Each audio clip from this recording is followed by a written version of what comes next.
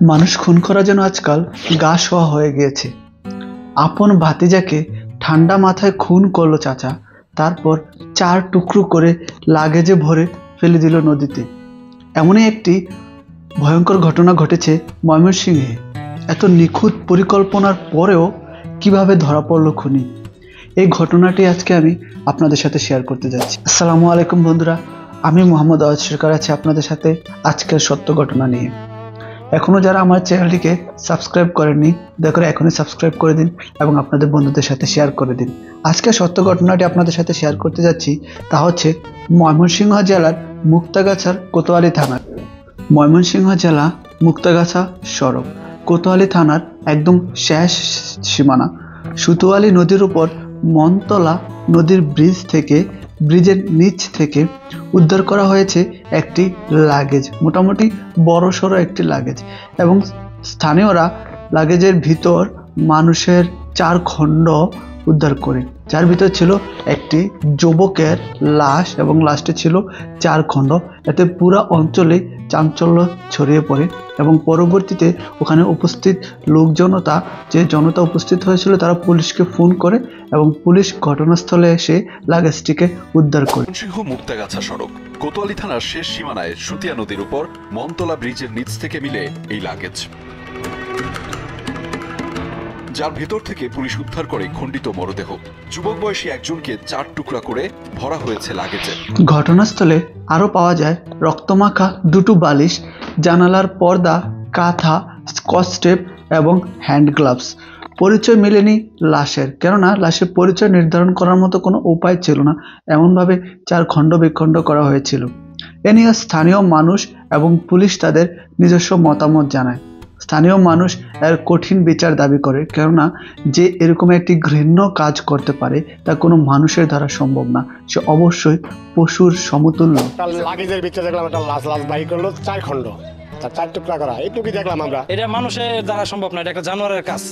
এই জানোয়ার ছাড়া এরকম ভাবে কাজ করা অসম্ভব। যেভাবে তার বডি যে ড্রেস আপ, এতে মনে হচ্ছে সে যথেষ্ট সাজগোজ করে কোথাও গিয়েছিল আর কি, এবং মোজা পড়া অবস্থায় তাকে এটা করা হয়েছে। ধারণা করা হচ্ছে যে এই ঘটনার পরিপ্রেক্ষিতেই পরবর্তীতে তদন্ত নামে কোতোয়ালি থানা পুলিশ এবং টিবি পুলিশ, আর তা থেকে বেরিয়ে আসে এক চাঞ্চল্যকর তথ্য।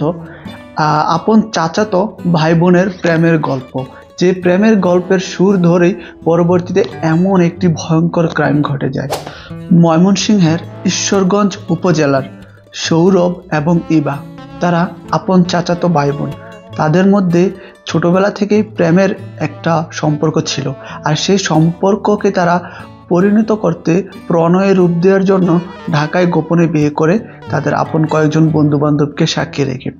আর সেই বিয়ের পরেই মেয়ের বাবা হচ্ছে সৌরভের আপন চাচা ইলিয়াস আলী। মেয়ের বাবা ইলিয়াস আলী, যিনি সৌরভের আপন চাচা, তিনি বিয়ের কথা জানতে পারে এবং খুবই রাগান্বিত হয়ে তিনি তার মেয়েকে তখন ইভাকে কানাডা পাঠিয়ে দেয়, এবং যে সৌরভ আছে তার আপন চাচাতো ভাই, ওই সৌরভকে মেরে ফেলার হুমকি দেয় তার চাচাকে ফোন করে এবং বলে যে আমি তোমার ছেলেকে মেরে ফেলবো, তুমি তোমার ছেলেকে সামলাও।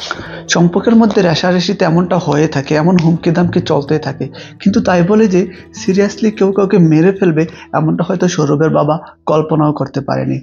তার কিছুদিন পর ময়মনসিংহ শহরের গোয়ালকান্দি এলাকার মিটমাটের কথা বলে সৌরভকে ডেকে নিয়ে আসেন ইলিয়াস চৌধুরী সৌরভকে বলেন যে যেটা হয়ে গিয়েছে, চলো সেটা নিয়ে আমরা কথা বলি এবং এর মিটমাট করি, এর কোনো একটা সমাধান হয়তো আমরা বের করতে পারবো। তাই তিনি তার ছেলে মৃদুলের দ্বারা সৌরভকে ডেকে নিয়ে আসেন তার বাসাতে, এবং এখানে আরও উপস্থিত ছিল ইলিয়াস এবং তার শালা ফারুক।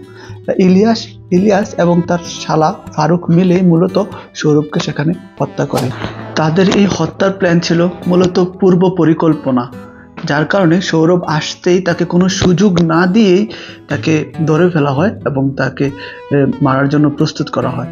তারা শহরের গাঙ্গিন পাড় থেকে পলিথিন ও লাগেজ নিয়ে আসেন, বড় একটি লাগেজ নিয়ে আসেন 2900 টাকা দিয়ে। চাপাতি দিয়ে লাশ কেটে ভরা হয় লাগেজে এবং ভাড়া করা হয় একটি সাদা বড় প্রাইভেট কার। উদ্দেশ্য ছিল যমুনা নদীতে ফেলে দেওয়া হবে লাশ, কিন্তু ড্রাইভার বেঁকে বসে, ড্রাইভারের সাথে তাদের সমঝোতা হয়নি, যার কারণে তারা মাঝ রাস্তাতেই মনতলা ব্রিজ থেকে নদীতে ফেলে দিতে বাধ্য হয় লাশটিকে। তারা কি করে, সাদা রঙের একটি বাস ভাড়া করে, যেখানে ড্রাইভারের সাথে তাদের মনোমালিন্য তৈরি হয় পাড়া বা অন্য কোনো কারণে। ড্রাইভার সামনে যাইতে নারাজ ছিল, তাদের উদ্দেশ্য ছিল যমুনা নদী। তারা যমুনা নদীতে সৌরভকে ফেলে দেবে, তাকে যে কেটে লাগেজে ভরে ফেলা হয়েছিল। কিন্তু ড্রাইভার নারাজ হতে তারা মনতলা ব্রিজ থেকে নিচের নদীতে ফেলে। হত্যা করার পরই ইলিয়াস এবং তার শালা পালিয়ে যায়। ইলিয়াসকে তো খুঁজে পাওয়া যাচ্ছিল না, কিন্তু তার শালাকে পুলিশের কাছে তদন্তে পুলিশ জানতে পারে তার শ্যালক যে ফারুক, সে ঢাকার তেজগাঁও কলেজের একটি হোস্টেলে লুকিয়ে আছে।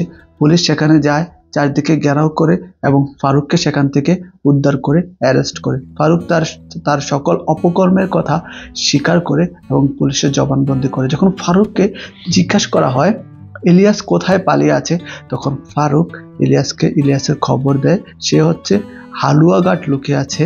ইলিয়াসকে পাওয়া যায় হালুয়াঘাট, যা বাংলাদেশের একটি বর্ডার এলাকা, যার শেষ সীমানা এবং নির্জন একটি এলাকা। সেই নির্জন এলাকায় পুলিশ রেড করে, চারদিকে ঘেরাও করে খুব বিচক্ষণতার সাথে ইলিয়াসকেও গ্রেফতার করতে সক্ষম হয়। একটি অন্যায় করার জন্য আপনি যত নিখুঁত প্ল্যানই করেন না কেন, কোনো না কোনো একটা ক্লু থাকে, যা বিশ্বাস করতেন বিখ্যাত গোয়েন্দা শার্লক হোমস। তাই খুনি যখন বা অন্যায়কারী যখন কোনো অন্যায় করে, সে স্থানে কোনো না কোনো একটা ক্লু ফেলে যায়, যেখানে তারা এত বড় একটা লাগেজ নদীতে ফেলে দিয়েছিল, শুকনা একটা নদীতে ফেলে দিয়েছিল, যেটা ছিল তাদেরকে খুঁজে পাওয়ার পেছনে অন্যতম একটি বড় ক্লু।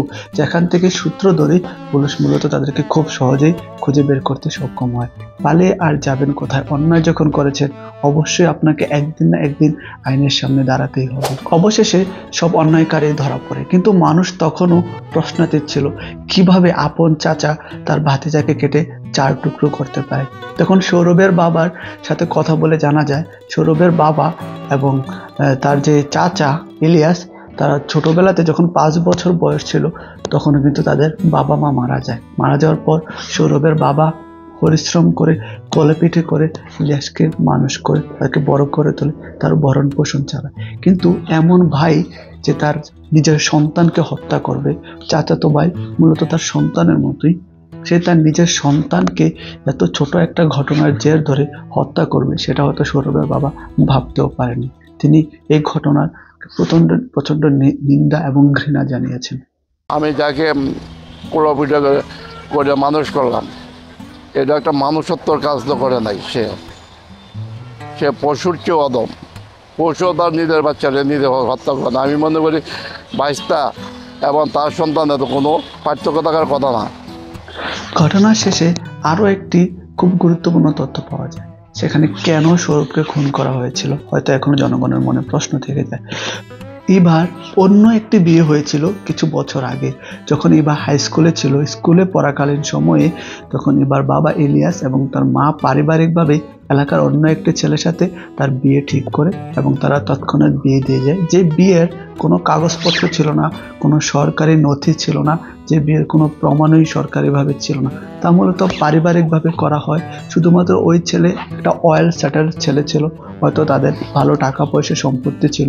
তাই এবার বাবা ইলিয়াস হোসেন এবং তার মা এবং তারা পারিবারিকভাবে লোভী হয়ে ওই ছেলের সাথে বিয়ে দেয়। যখন পরবর্তীতে জানতে পারে ইভা এবং সৌরভের মধ্যে একটা প্রেমের সম্পর্ক রয়েছে, তখন তার বাবা রাগান্বিত হয়ে যায়, ভাবে যে না, তোমার তো আগে একটা বিয়ে হয়ে গেছে, সে বিয়ে তুমি আবার নতুন করে কিভাবে বিয়ে দাও? তাছাড়া ওই ছেলেটা প্রতিষ্ঠিত, সৌরভ সেখানে প্রতিষ্ঠিত ছিল না। কিন্তু সৌরভ হচ্ছে ইভার একমাত্র বৈধ স্বামী, কেননা তারা বিয়ে করেছে বৈধভাবে, উকিল ডেকে সরকারিভাবে, এবং সে যেহেতু তার দ্বিতীয় স্বামী, পরবর্তীতে তারা বিয়ে করে, তাদের বিয়ের সকল প্রমাণপত্র ছিল, সে ছিল বৈধ স্বামী এবং সে নিজেকে বৈধ স্বামী দাবি করে। সে তার চাচার সাথে দেখা করে, তার চাচাকে বলে যে দেখুন আমাদের বিয়ের ছবি, আমাদের বিয়ের ভিডিও, আমরা বিয়ে করি খুবই আনুষ্ঠানিকভাবে এবং সরকারিভাবে সকল প্রমাণপত্র রেখে, যেখানে সে মূলত এবার পূর্বের স্বামীর কাছেও যায়, বোঝানোর চেষ্টা করে দেখুন ভাই আমি এবারকে বিয়ে করেছি আমাদের দুজনের সম্মতিতে এবং সরকারিভাবে, আপনি এটা করতে পারেন না আমার সাথে, এবার আমার বৈধ স্ত্রী।